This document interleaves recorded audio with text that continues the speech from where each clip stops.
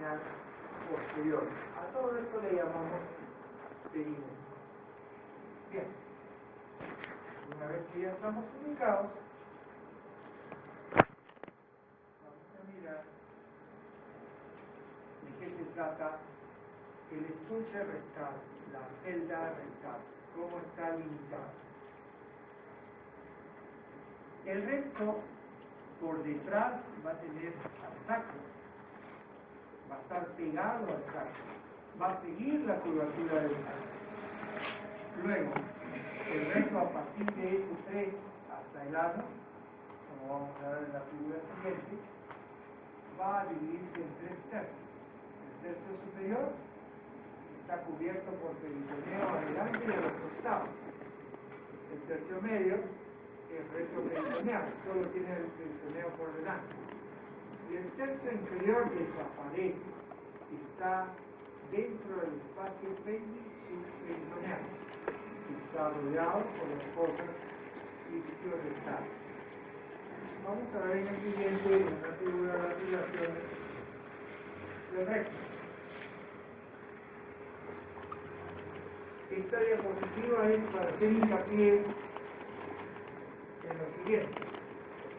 El colon sigmoide, como todo colon, tiene sus tres características: tenia, austra y apéndices epiclóicos, que aquí lo vemos.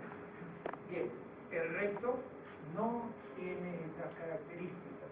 A partir de S3, el recto no tiene las tenias, no tiene las austras y no tiene los apéndices epiclóicos.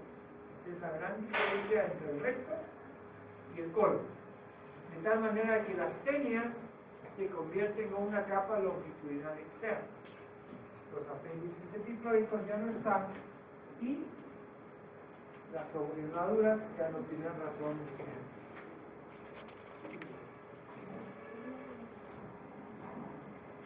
Aquí vemos un dibujo de un corte sagital en una pelvis femenina para hablar sobre las relaciones del recto. El recto hacia atrás va a tener, como habíamos dicho, el sacro. En la mujer, hacia adelante va a estar el tercio superior de la vagina y el útero, de tal manera que se forma aquí un fondo de sacro, que es la parte más declive, en eso hay que hacer hincapié, es la parte más declive en una pelvis femenina, este fondo de sacro recto uterino, llamado fondo de sacro de Douglas. ¿Por qué es importante? Cuando en una dama hay sangrado, hay pus o hay algún líquido patológico, se va a alojar por gravedad en el fondo del sacro de Douglas. Esa es la importancia. ¿Y cuál es la importancia para nosotros?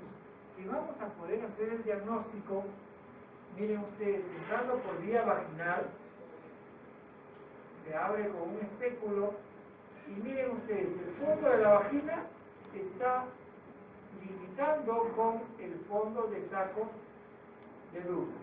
De tal manera que podemos pasar una aguja por ahí, por la pared vaginal, y aspirar el contenido. Si sale sangre, sabemos que hay una hemorragia. Si sale pus, sabemos que hay una peritonitis. De todas maneras, este es un procedimiento diagnóstico usado mucho antes de la aparición de la ecografía y la tomografía. De todas maneras, es un instrumento para que ustedes puedan acceder al fondo del sacro de Douglas. Aquí podemos deducir, en una mujer, la relación anterior del recto va a ser la vagina. Sucede que en ginecobstetricia, cuando el trabajo de parto es muy prolongado, cuando la cabeza del bebé está en el canal vaginal presionando por horas la vagina, la pared vaginal se puede debilitar, se necrosa y hace una comunicación con el recto, una fístula, y va a suceder que la paciente empieza a perder heces por la vagina. Ya eso es una evidencia de una fístula recto vaginal. Todo esto se los cuento para que ustedes retengan esa información. La relación anterior del recto es la vagina y el fondo del saco de luz. Ahora, en este mismo dibujo vemos algo importante. Este es el eje del recto y vemos que el canal anal forma un ángulo con el eje del recto. Este ángulo suma 80 grados y este ángulo, como veremos posteriormente, está formado para evitar que salgan gases cuando uno no quiere que salgan heces cuando uno no quiere que salgan. Felizmente hay un control en este ángulo. Es como cuando uno dobla una manguera con agua, ya no sale agua, porque está quebrada la manguera. Es igual, el recto con el canal anal tiene un ángulo de 80 grados. Ese es un dato fijo que tenemos que recordar, 80 grados. Muy bien.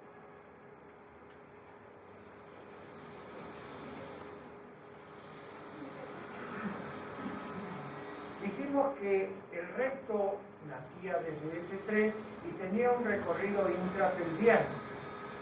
Y para salir tenía que pasar el diafragma pélvico y esa salida se llamaba canal anal. Muy bien, vamos a ver lo que es el recto pelviano. Las medidas están ahí para que ustedes la tengan, de 14 por 6 por 2. Dijimos que seguía la concavidad sacra.